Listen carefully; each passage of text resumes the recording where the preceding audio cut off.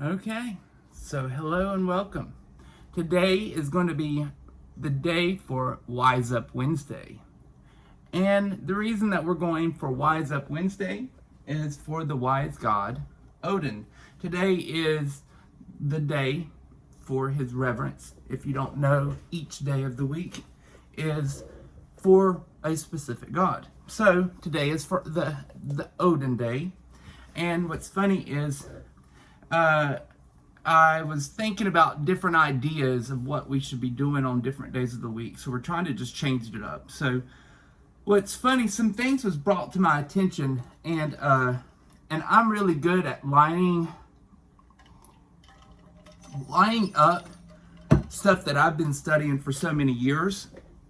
And what's good is I have many friends that are pagan.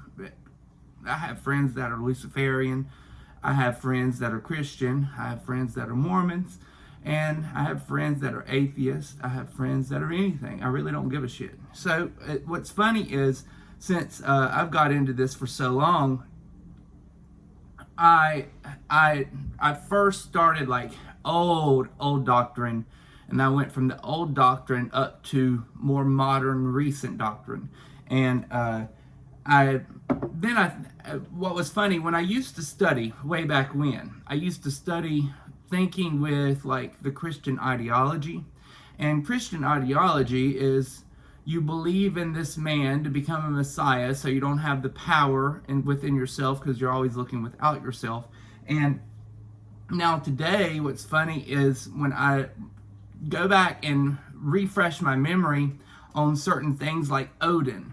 Okay, so then you go back to the Sumerian Text. Well, if you go back to from the time of Sumer, which is some of the oldest known documented historical evidence known to man at this point that we can possibly talk about in the world today, and that is documented back in the Sumerian times. And there is multiple tablets of the Sumerian Text, and I've studied quite a few. Actually, I've studied all, to be honest. But it's been so many years since I refreshed it. So I've been calling something was brought up this week, and it was brought up to my attention. Let's do Wise Up Wednesday. And why wise? Odin. He's the wise one. Why is Odin the wise one? Well, come to find out, in Norse mythology, he's the god of war, but he was the god that created the earth. And when we were speaking about it in the biblical terms, there's two different versions of this planetary body. And first is the Elohim, and then there is the Yod of Baal. And then in the Sumerian text, it is Enlil, and then there's Enki. And then there's many off branches of those sects as well within the Sumerian text. And then you go into the Gnostic text, which is the Yod of Baal, which he was forced here, but he did not create this place. His parents created the place.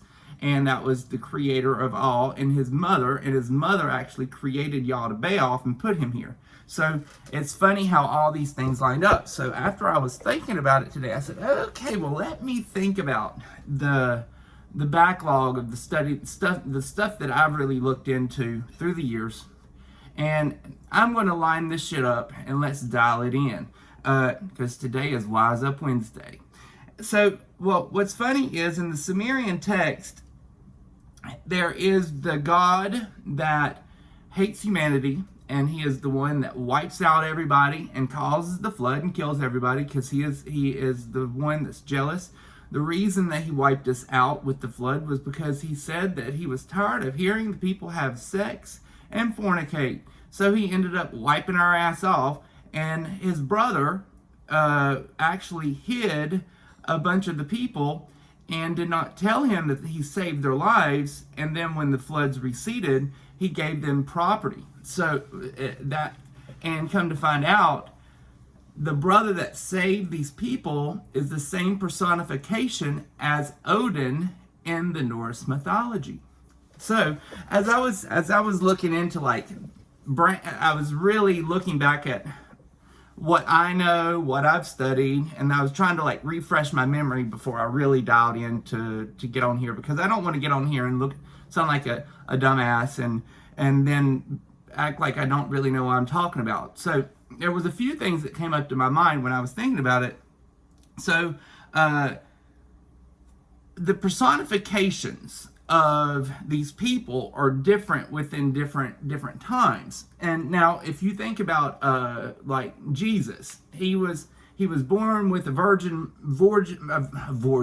He was born with a virgin mother. And Tammuz was born with a virgin mother. Buddha was born with a virgin mother. And there's quite a few others. That's going to be another podcast. But what's funny is, as I was studying the Odin and going back through the Sumerian text and figuring out what's funny, after they had this war between the brothers, when his brother sent him to the underworld. So the brother that wiped out the world is Satan today. And then he actually consumed 2 deities. So I was trying to line this up with Mormonism too today, because they now call that like the princes of hell. So, and I've studied these texts so many times, and I was thinking, you know what? I have never remembered this shit. But back then, I was reading it in a different frame of mind. I was thinking more without analytically thinking.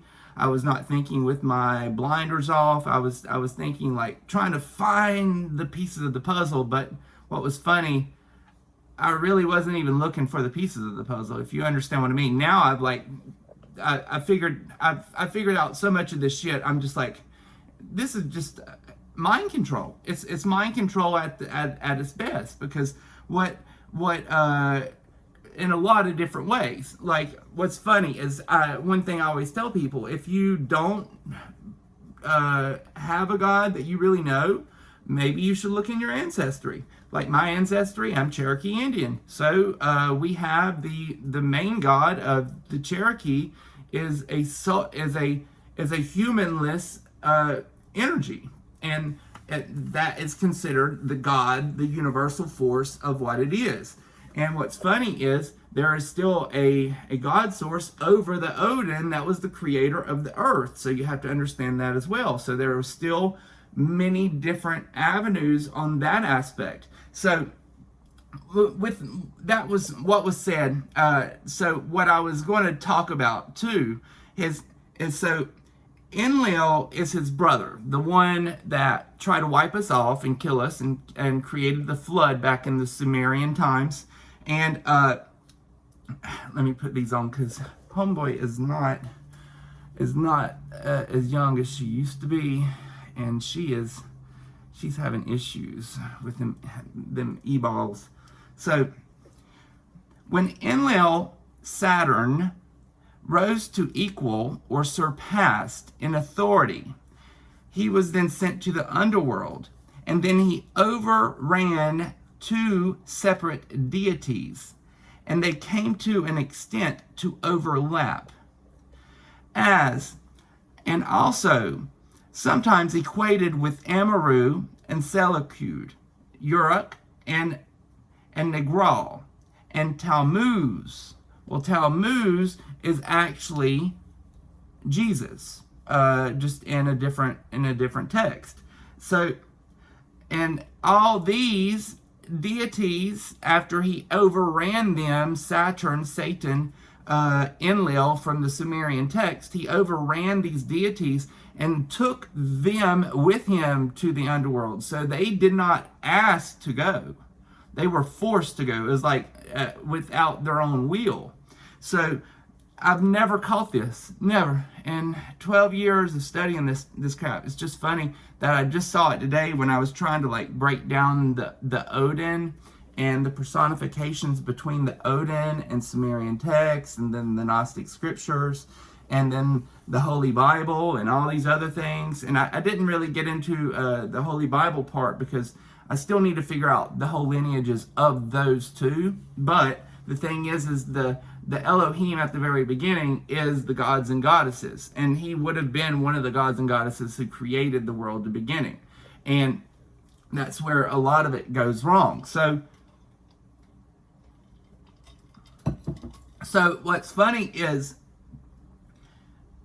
the Tammuz was established in honor of the Anoponis god Tammuz, who was originated in the Sumerian. He was a Sumerian shepherd god.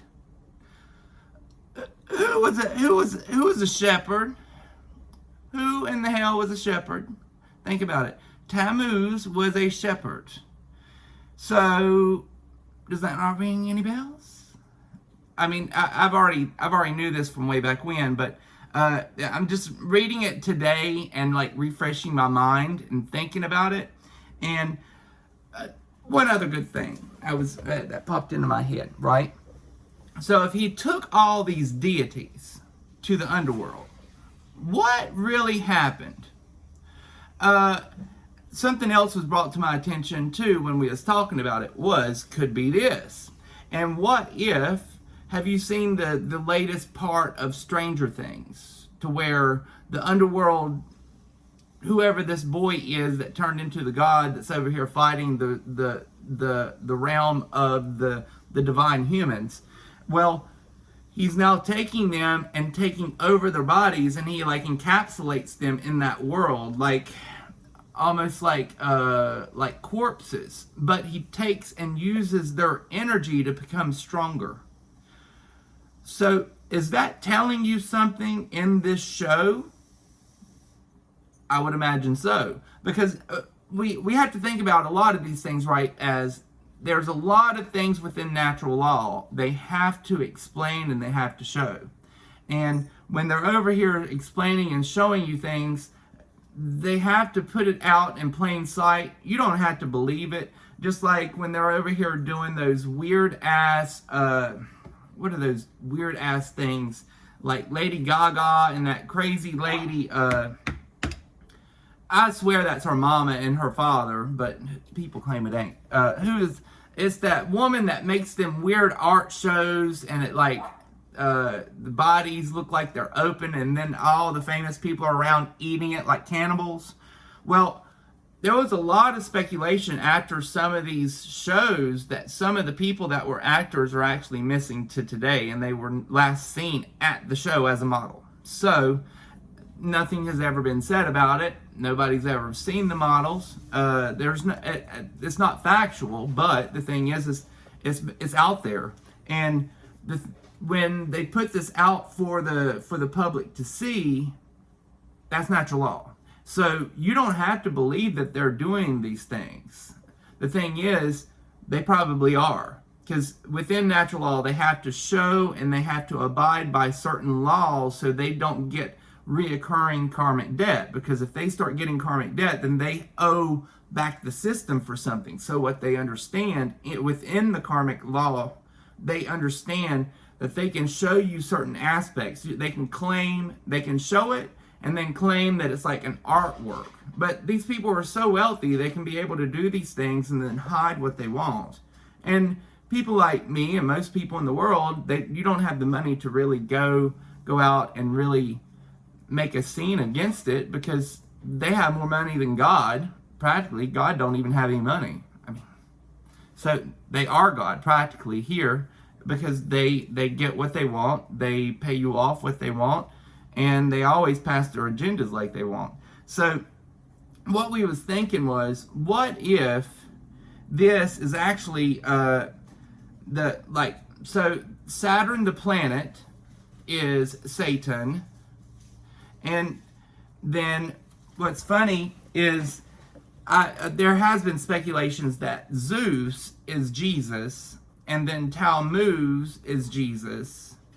And I'm pretty sure Tammuz is Jesus. Now, I've looked into it a little bit, but I can't say for certain that Zeus. Now, the thing is there's probably another character within the Sumerian text that is the Jesus character as well, because there's always the personifications of them in older text. We just don't understand to read far enough back, and people aren't willing to educate themselves today. It's like we are supposedly the smartest people ever, and I swear most people are brain dead. They don't read, they don't study, they don't understand historical evidence. Just like, okay, so I'll tell you a funny story. When I first started understanding the Jesus character, well, the thing is, there's only 3 historical books that actually has this person, this character within it. Now, what's funny, one book is the Bible, which is plagiarized, and then the other 2 is written by Josephus Flavius, which is Mary Magdalene's brother. And when he was writing these books, do you realize he was the richest man in the world? So, if you don't believe Jeff Bezos and his crew today, what makes you think that reading his book is going to be is not going to be fraudulent from back then? I mean, think about it. So, what's funny is in the War of the Jews that Josephus Flavius wrote, that's not even his true name. What's funny is Mary Magdalene was royalty, and Josephus Flavius was too. So what they did, they ended up changing their names so people thought that they were not royalty, to be able to like weasel their way into crowds and make things happen without them being known as royalty. And that's factual. So what's funny is Josephus Flavius ended up becoming one of the biggest traders through the ship market during that time. Well, now, one of his books was writing about how the character of the Jesus in the Holy Bible, and he actually talks about how it was actually Caesar's Messiah. He created this Messiah to come, but what's in his book is quite provocative, to be honest, because when you read it, it talks about what they claim the Jesus character is like doing certain things in the Sea of Galilee. That one story about the Sea of Galilee, fishing, catching the fish for men. Actually, he was slaughtering the Sea of Man within Galilee. And this is all historical evidence written inside this book. And so he was actually doing the opposite of what the book, the Holy Bible, actually explains. And another book is this guy, he wrote, what is his name? Joseph Atwell. It's a more recent book. He wrote it probably a couple years ago, and he has dialed it in. He's figured it out. He's figured that whole system out. And he put in the Josephus Flavius, all of his books, the records, and how everything lined up to where you really look at it for what it is. So after I was doing that, I started seeing it for what it was, rather than for what they claim it was. Now, after you realize he might not have even been, it was probably just, it was an emperor. More or less I think it was, Jesus was like an emperor of that time. And his father was the emperor. And in that time, emperors had nobody that was above them. So they were the god of the land. And they claim, even in monarch today, they claim that God put them there because they are God. And they are the gods of this world. So it's funny how they were able to manipulate certain aspects within it to be able to secure certain things. Now, what's funny, after I read all that, I started realizing, okay, so if that's the case, did this person even exist? So I went through the time where, okay, he probably didn't exist. So what was the point? Now, the thing is, within natural law, they have to tell you a story, or like maybe somebody was here that did do this, right?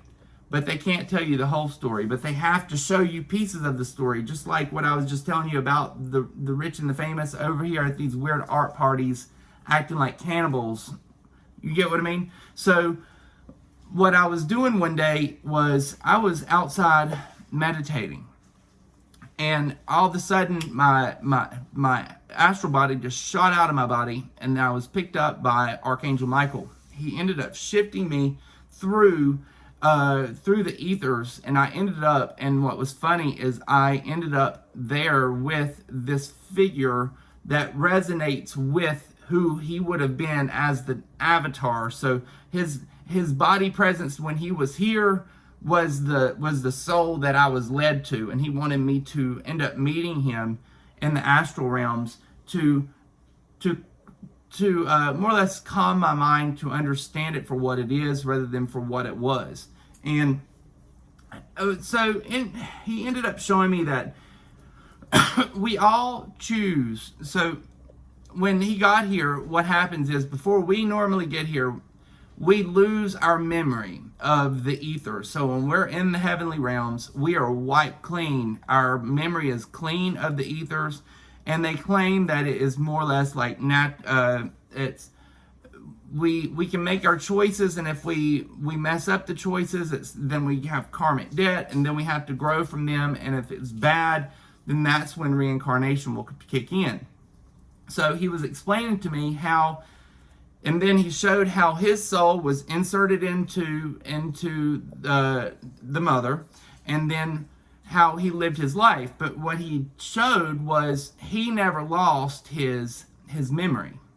So he was actually, he remembered the heavenly realms, and he lived with the heavenly realms still in memory, which we don't. And he was able to still live the life that it was, but it was not the person of this book. And then he was showing me how he assumed his body inside of the womb, and then he showed me the process when it happened to myself. So I went through the same process, but then he showed when we're like inserting our when our thetan attaches to it's like our soul, our body, and then the thetan in between. So after everything attaches, you start losing the heavenly realm memory. And when my body got connected, the heavenly realms was frozen out of my memory, so I could be able to live out this life the way. If I want to make difficult choices, then you'll have to learn, and then you'll go through purgatory, and then you'll have to learn from your mistakes, and then if you fucked up enough, then you'll have to come back. And a lot of people do. A lot of people I know, sometimes they'll sit there for like 6 months, and they're aggravated trying to get out of purgatory, and because they still think that they're stuck for some reason.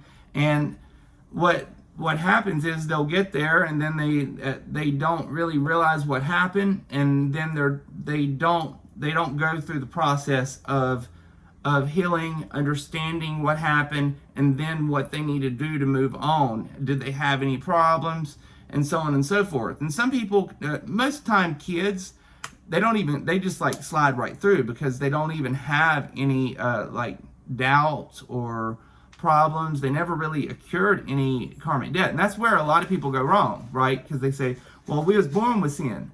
Kids can't have that. They can't. When I was a kid, I didn't think stupid.